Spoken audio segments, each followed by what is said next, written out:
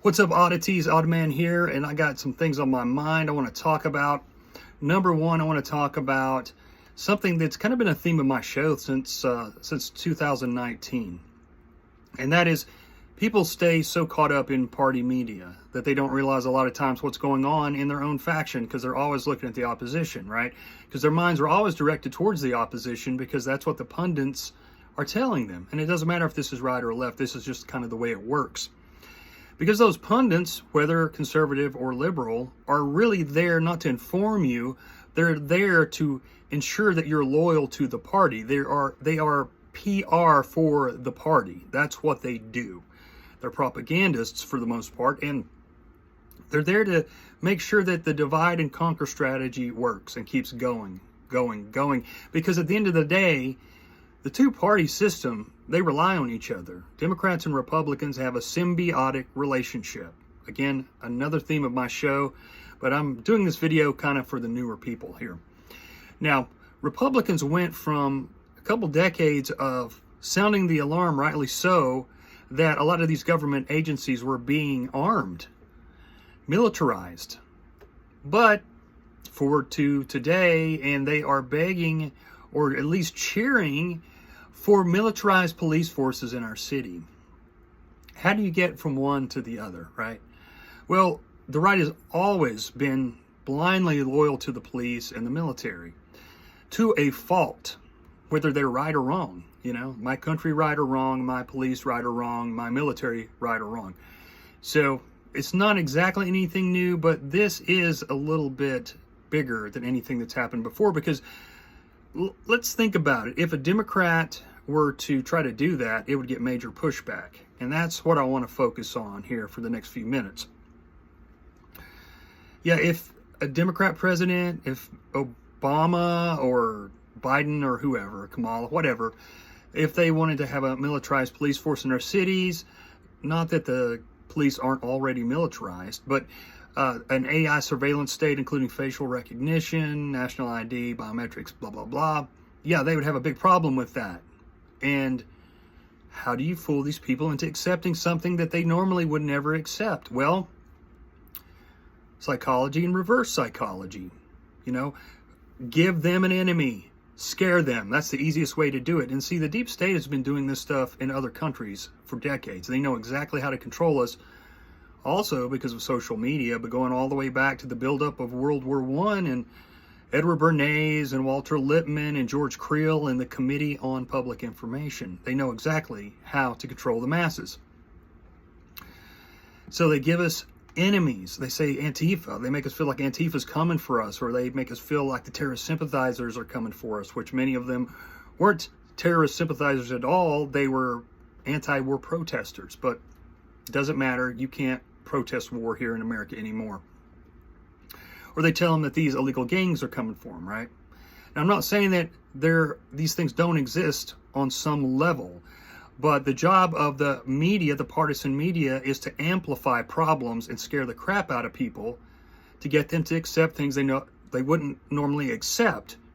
And this is just the name of the game. This is how they work, the Hegelian dialectic. So that's how you get Republicans to accept tyrannical measures, you know? It's just a fact. You can see it happening. It's happening right now. They will accept anything under Trump because they love him so much.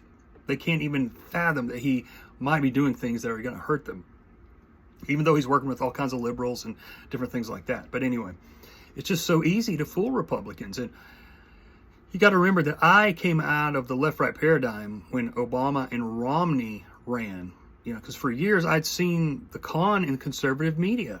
They would, even if they hated a guy like McCain or Romney, once he was the guy, then he could do no wrong. And I realized, oh, they don't really care about if this guy's a good person for the country, if he's got principles, blah, blah, blah. It's just all about the party and keeping the divide going and supporting the party and keeping people loyal to the party. That's what it's all about. And so I kind of see things from an outside point of view. You know, some people say that. I really do, and not completely, because I've told people I still lean to the right. I have no plans to ever support liberals even if they are right on a few issues, I always say this, their fix is usually as bad as the problem. But honestly, it's pretty much the same with Republicans now too.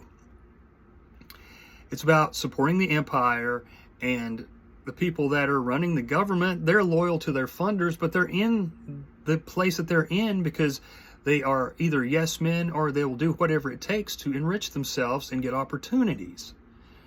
That's just a fact. We have this fantastical, romanticized facade, these ideas about these representatives, George Washington and Thomas Jefferson, all this.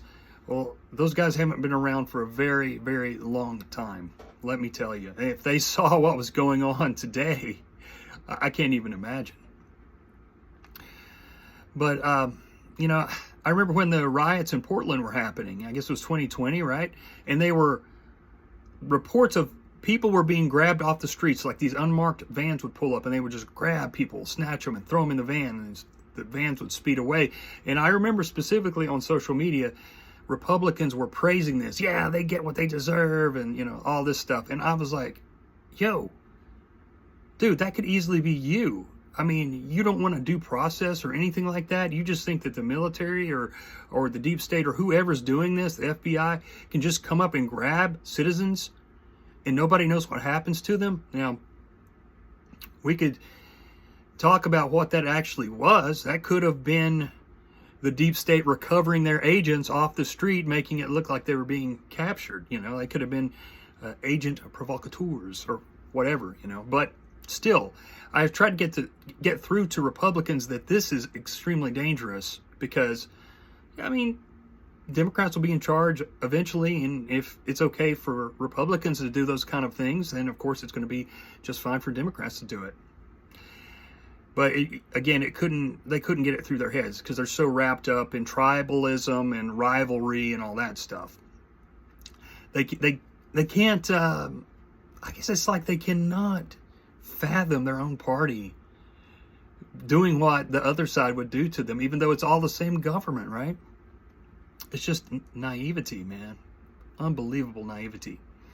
So I just wanted to talk about that. A lot of times we stay so caught up in our own media, we don't see the bad things that they're doing to us. If it takes so little to throw you off your principles and accept tyrannical policies, then expect for the deep state and the people who are in control, the powers that shouldn't be or the powers that want to be, to do these things to you, to fool you, to get you to accept measures you normally would not accept. Hegelian dialectic. So, anyway, Dick Cheney's dead. And, he was the VP under Bush W. He was the Halliburton mastermind and a former CFR chairman. He bragged after that. He bragged that he never told his people when he was running his campaign that he was a CFR chairman. He kind of laughed about it. But Republicans can't stand him. MAGA people cannot stand him now, even though they used to love him. And that happened when he didn't support Trump. That's the only reason they don't like him, really, because they love his foreign policy, because his foreign policy is pretty much still in play, especially in the Middle East. They love it. And we were kind of led to believe that kind of thing was going to stop under Trump, but he supports Israel. He said on a national radio show that the Israeli media, or the Israeli lobby, should rightly have control over Congress again. He said that. It's obvious who he's loyal to. But he's going to do things that make the people continue to support him, of course.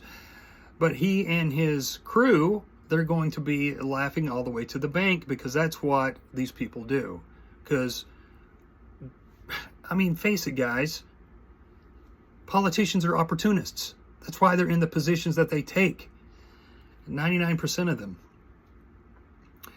The way people have supported Trump over Massey is unbelievable. It shows you everything that you need to know. And even if you think Massey may not be exactly what he appears to be, he says all the right things. And it's just unbelievable what now is considered conservative, even though, Trump says he's not conservative.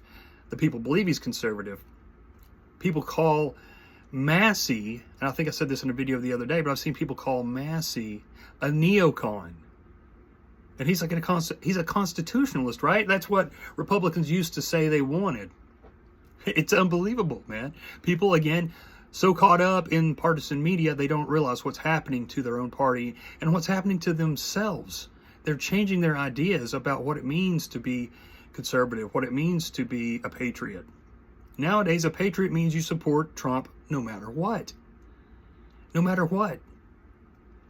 I was in the gym the other day, okay, and they play CNN and Fox right beside each other, and I'm on the treadmill, and I hate that they have those up there. I wish they didn't, because I don't want to see that crap.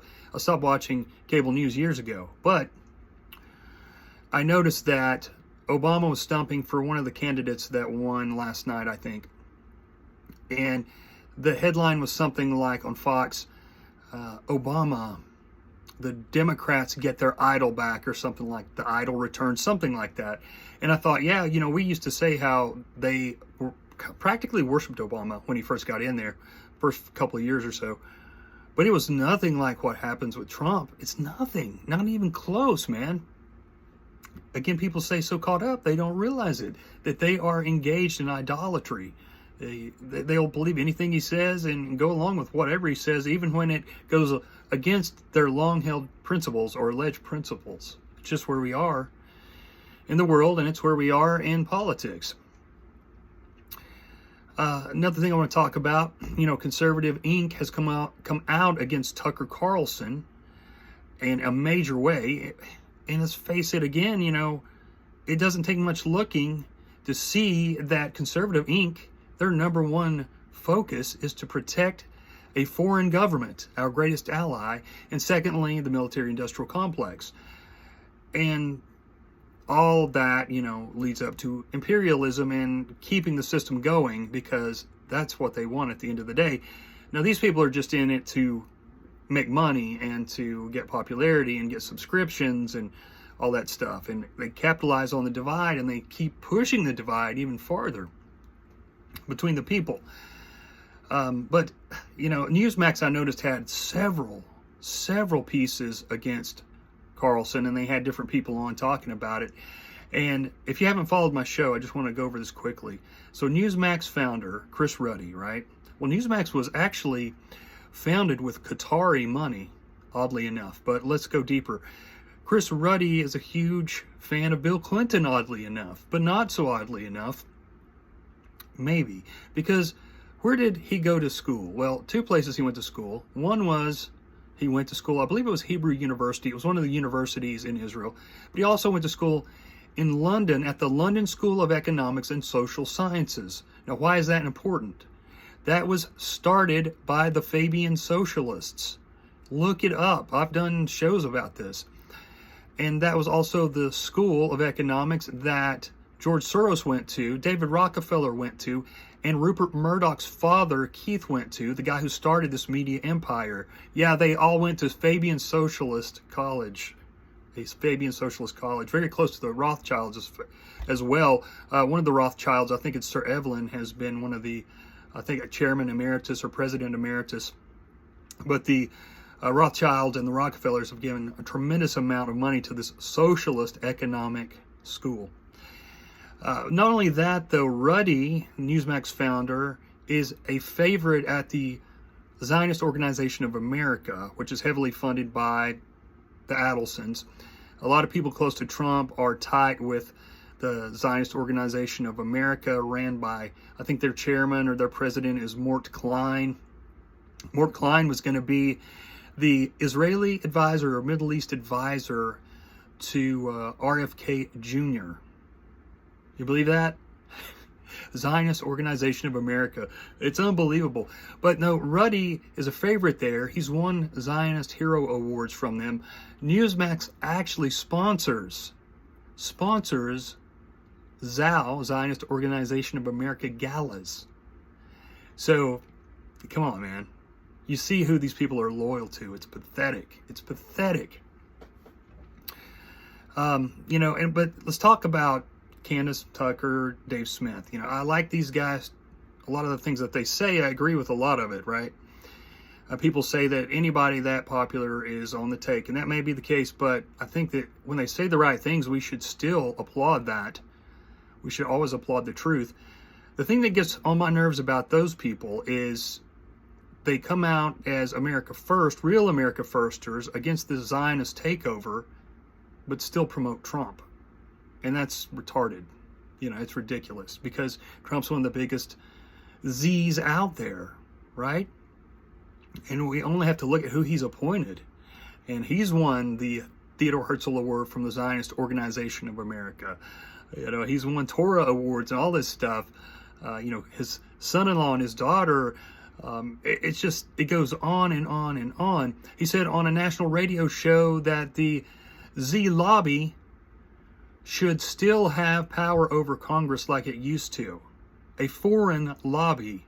I mean, that tells you all you need to know, but none of this matters to the fanboys because there's been this fanboyization of the American right where they don't care about actual principles. They just want to have a hero and praise him and condemn the other side. But it doesn't take much looking from an outsider to see what's going on here.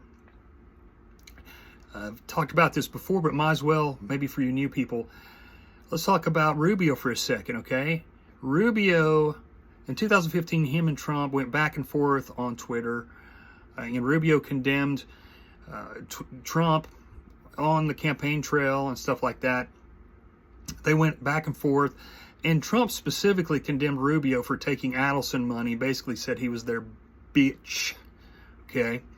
And he just went a few years later to where he took Adelson money, Trump, and bragged now that they were the Adelsons at the White House more than anybody else, and he gave them everything they wanted. And I believe he gave Miriam Adelson the Presidential Medal of Honor or Freedom or something like that.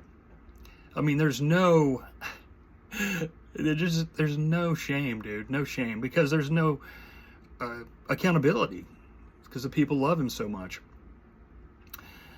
So, I mean, that tells you right there that the Adelsons are in charge, you know, because, again, Huckabee, and you could go on and on. Bannon, Glenn Beck, Tom Cotton, Ted Cruz. It just goes on and on. All these people have been to the Zionist Organization of America and pledged their allegiance. But it's crazy, yeah. MAGA blindly supports the government, again. But they also support a foreign government, too. And that's considered patriotism. I mean, Epstein who? You know, see how that fell off? It's the craziest thing. Anything can happen now. You realize that. Epstein was the proof.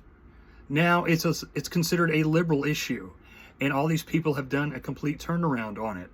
You know, they don't care anymore. Even the tweets and stuff like Don Jr., they had a tweet, I think it was Don Jr. the other day, that we got to do something about this. These people need to be held accountable. The Epstein list, blah, blah, blah.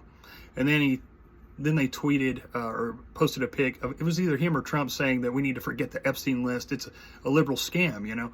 Again, no principles, nothing matters. It just, anything goes in today's politics. One thing I want to go back to quickly before we end this is going back to Tucker. You know, he went on Dave Smith's show and apologized for saying that he hated Zionist Christians. And maybe that was a smart move if he hopes to bring more people around to kind of tell them the truth about those we don't speak of and the Z takeover. But, you know, I started thinking about it. I guess I don't hate them. I'm surrounded by them here in the South. But at the same time, I really can't stand them.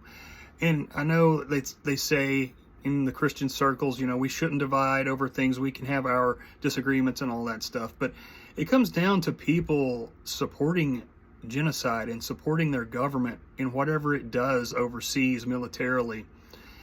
And again, a lot of these people who are Christian Zs, they support Trump no matter what, his regime, no matter what.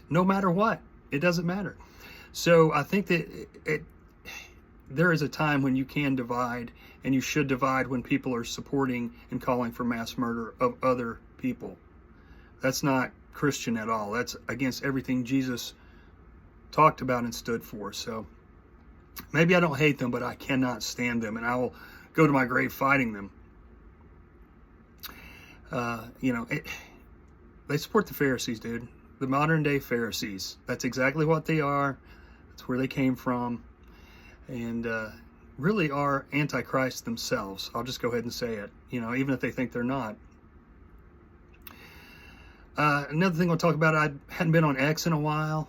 And when you go off that platform, I mean, it is a disgusting, repulsive platform. It'll make you sick. Don't go on there.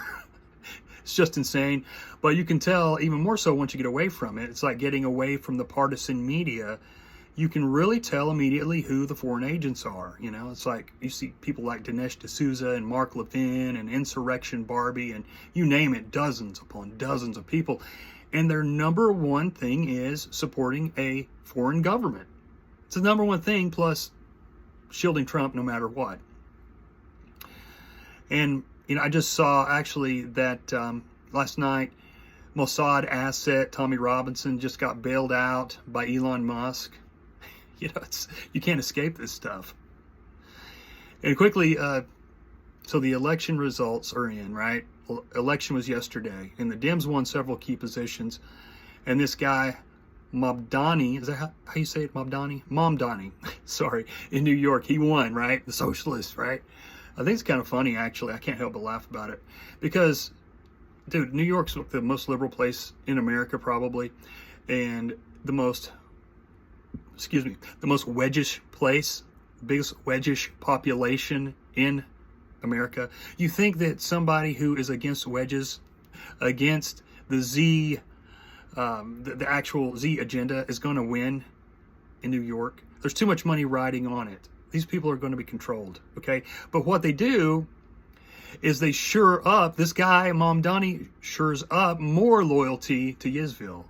You got to think about the psychology and reverse psychology of this. Again, the parties play off of each other, okay?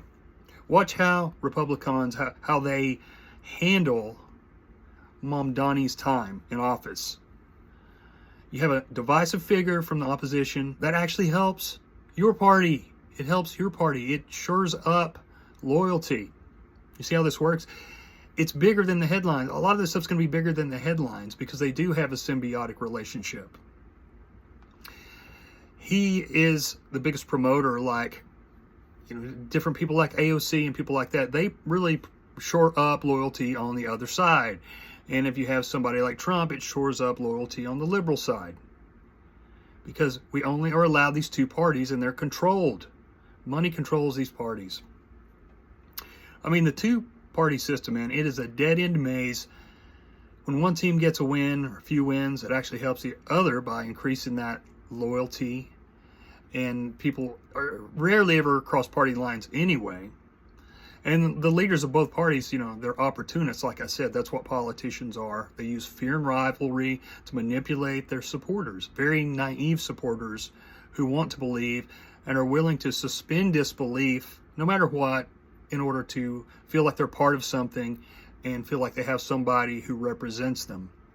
But the system itself, at the end of the day, is rigged to divide and conquer. That is the bottom line. If you learned anything from this, remember that. The system is designed to divide and conquer. And many of us played right into it all the time. That's about all I wanted to say. Thanks for watching this. I hope that you're having a blessed day. Kiss your loved ones. Tell the people that you love you're thinking about them.